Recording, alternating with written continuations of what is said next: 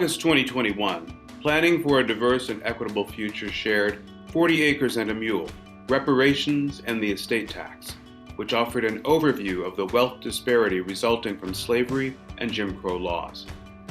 ACTEC fellows Sarah Moore Johnson and Raymond Odom presented their research on slavery, post-slavery U.S. history, reparations, and the wealth gap.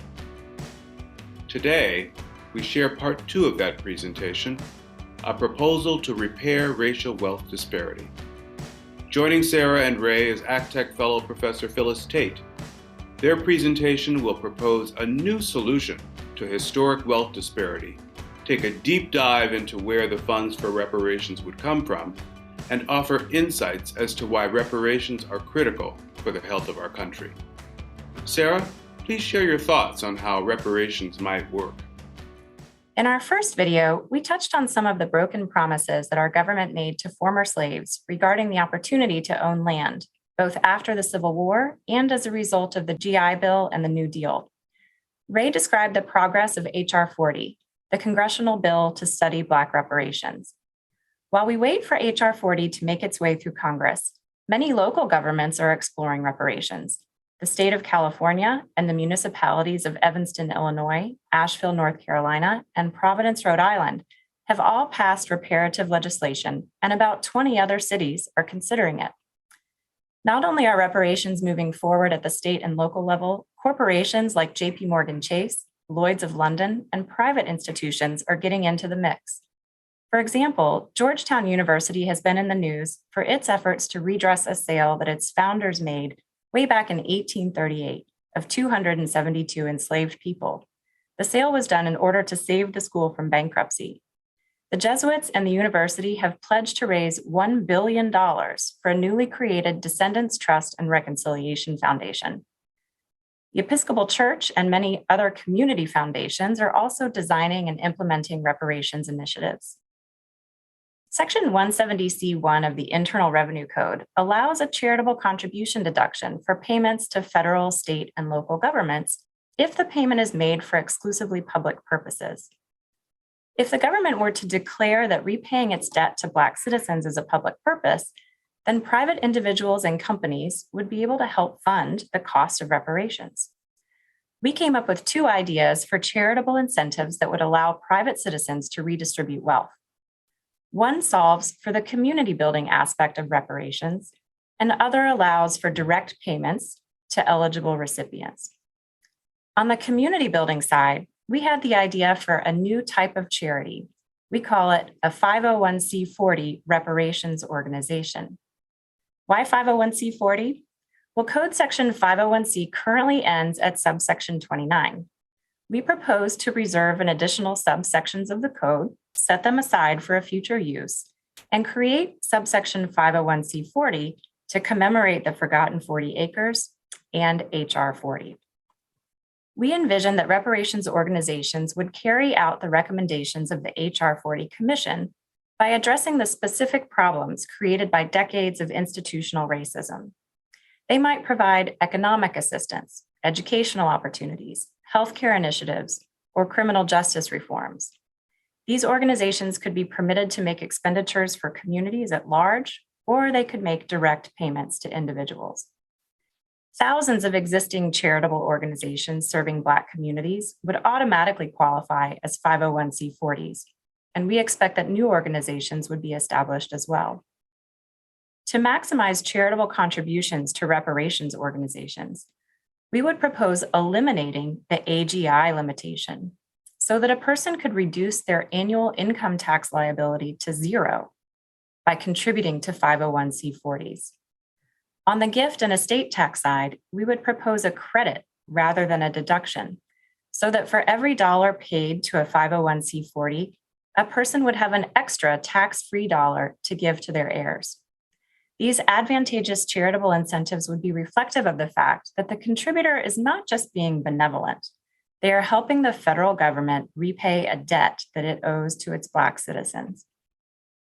On the direct payment side, the second prong of our idea, we had the thought that direct payments made to eligible recipients, whether paid by the government or by a new reparations organization, or by a charitably inclined individual or corporation, could be deposited into a 501c40 account for the benefit of the eligible recipient of reparations, using a structure similar to what we already have in place for 529 plans.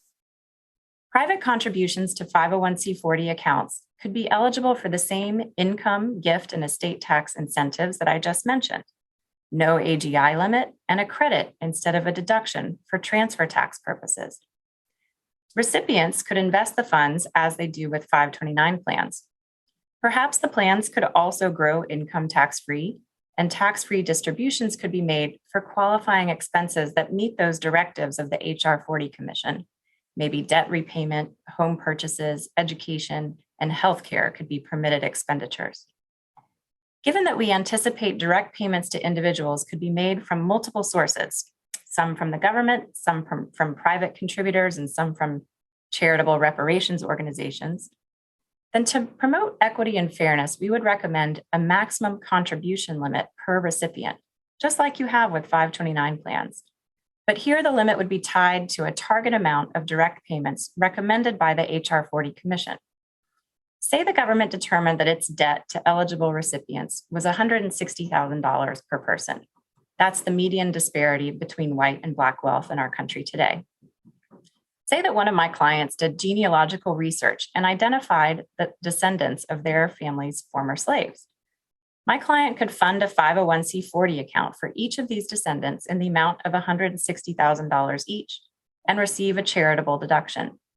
The recipients of those 501c40 accounts would then be ineligible to receive further benefits from the government or from reparations organizations, thus freeing up more public funds for other eligible recipients.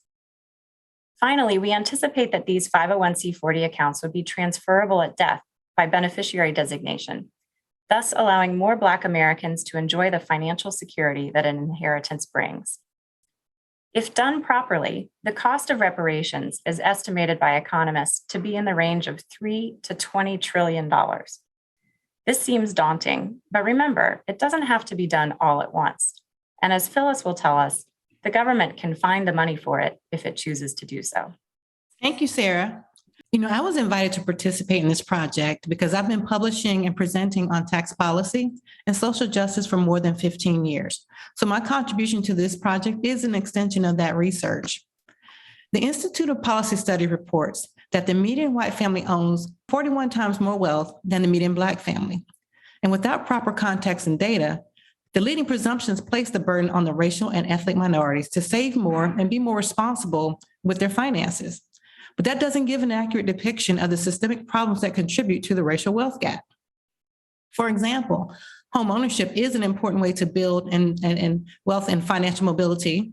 But as Sarah has told us before, America has a long history of redlining, fair housing problems, and racially restrictive covenants that negatively impacted home ownership rates.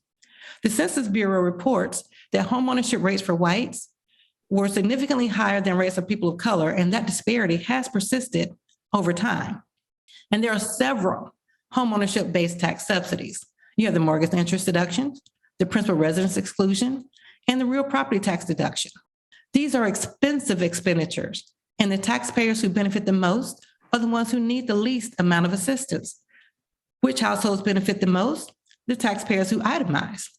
And studies show that the people who have the highest home ownership rates and the people who itemize are households with average household incomes of $150,000. Now, this makes them eligible to claim the mortgage interest deduction and the property tax deduction. These same taxpayers are the ones who are most likely to benefit from capital gains preferences. Capital gains is another way that tax policy contributes to the racial wealth gap by subsidizing the wealthy through preferential rates, deferrals, and in certain cases, a complete exclusion, such as the principal residence exclusion and the 1014 stepped-up provisions. And the U.S. Census Bureau reports that the households with incomes over $150,000 are overwhelmingly white. Now, government expenditures are subsidizing these home ownership and capital gains preferences and for the wealthiest household. And the expenditures are estimated just between the years 2016 and 2020 of over $1.56 trillion. So it's not a matter of the government not having the funds to subsidize. It's a matter of who the government wants to subsidize. And this is even more evidenced by tax policy over transfer taxes. Transfer taxes is yet another way that tax policy subsidizes the wealthy and contributes to the racial wealth gap. Between 1997 and 2022, we've seen significant increases in exemption amounts from $625,000 to over $12 million now, and a decrease in rates from 70% down to 40%, or as low as 35% at one point. So we're reducing the tax liability for the wealthiest through the transfer taxes. The Tax Policy Center also reports there's a substantial reduction in taxable returns from $50,000 in 2001 down to $1,900 in 2020, and tax liability from $23 billion in 2001 to $16 billion by 2020. This impact is seen in the government revenue. Between 1950 and 2019, the Tax Policy Center reports that payroll and income tax has carried the burden that has expanded over time, and the vast majority of taxpayers earn their income through wages and salaries. Meanwhile, corporate tax liability and estates liability has been reduced over that same period. We clearly see race and class bias in tax policy. As such, government policies have contributed to the racial wealth gap. And while Sarah has provided methods for the general public to contribute, this does not relieve the government's burden to right these historical wrongs. Tax policy has systematically shifted wealth to the wealthiest white households. It's perverse to have a policy designed to subsidize high-income households that exclude the same benefit to low-income households. Instead, tax policy should reflect societal values. Now you're going to hear from Ray, who's going to guide us through a process to help us right these historical wrongs. Thank you, Phyllis. There have been two lines of thought and pressure that our government has asserted from its very beginning. The first was a pressure to deny wealth accumulation and wealth concentration among families of enslaved and formerly enslaved Africans. This government action we've talked about in the Forgotten 40 presentation as a broken promise to repair and restore formerly enslaved people. On the other hand, there's been another line of historical pressure that all of us who are in the area of wealth transfer and estate work are also aware of. And that is our country's overarching desire to prevent the concentration of wealth among America's richest families. This concentration of wealth creates an aristocracy, and that distorts power dynamics within our country. Literally, wealth disparity undermines democracy. The estate tax was a tax specifically designed from its inception to prevent wealth concentration. So to make it a simpler proposition, we have, on the one hand, a clear overarching theft by the American government of wealth from enslaved and formerly enslaved Africans. That theft I'd like to call stolen wealth. And on the other hand, we have an overarching and continual pattern in our government, starting with the elimination of primogeniture, which is wealth going to the oldest male child. The pattern was to prevent wealth concentration. I call that preventing swollen wealth. So the conclusion of our presentation is that America should earmark the estate tax on swollen wealth to repay the stolen wealth of the government's broken promises. Swollen wealth should pay for stolen wealth. And so we started with the idea that the estate tax itself was designed from its inception to deal with wealth disparity. To my knowledge, there is no other federal tax that has such a strong non-revenue purpose. Certainly, no other federal tax was specifically designed to eliminate wealth disparity.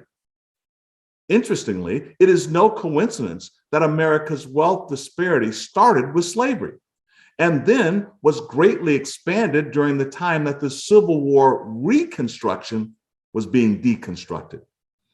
Yes, from 1865 to 1965, the stolen wealth of the broken reparation promises was codified through the tacit support of the domestic terrorism of Jim Crow policies, separate but equal segregation, racial redlining, and mass incarceration.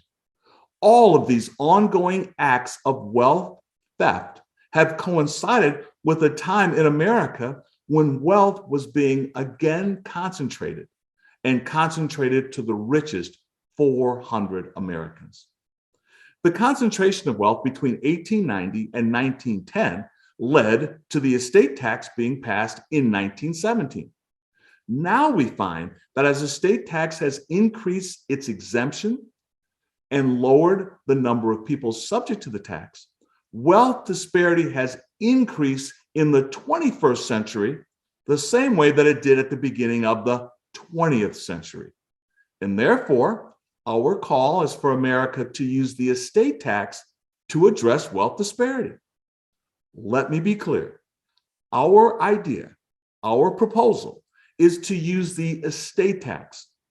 Again, a tax designed from its inception to deal with wealth disparity, to target wealth disparity among the most disparate people group in America. And that group happens to be the people of the forgotten 40 broken promises, the descendants of African enslaved people and Black people subject to the historic wealth deprivation mentioned earlier.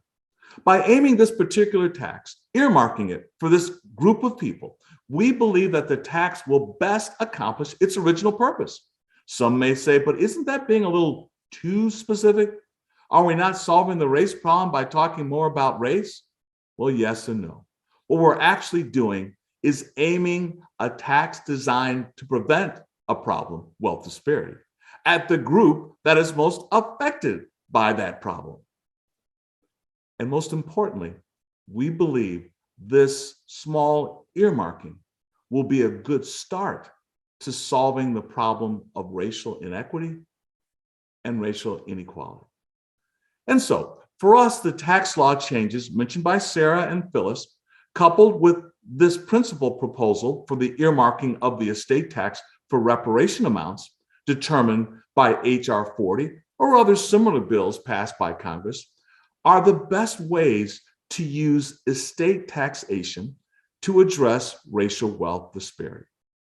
Most importantly, earmarking estate tax for reparative relief converts estate tax from a tax that is half dead and half alive, called by one commentator a zombie tax, a tax that is constantly up and then down and back up and back down, based on the protest of the few, the 1/10, the 1% of Americans who are affected by the tax.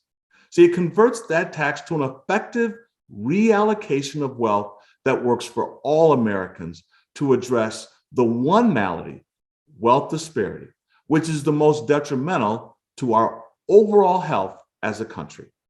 That's how we believe the forgotten 40 promises ought to be remembered. Thanks for listening. Thank you, Sarah, Phyllis, and Ray. Obviously, much thought, debate, and research have gone into this proposal. So what steps can we take to address the racial wealth disparity problem? 1, educate yourself on the issue. 2, contact your congressional representative to express your thoughts. 3, familiarize yourself with the work of organizations like the National African American Reparations Commission. Please visit ACTEC, actec.org/diversity for more information on this topic and some of the references our presenters used in their research.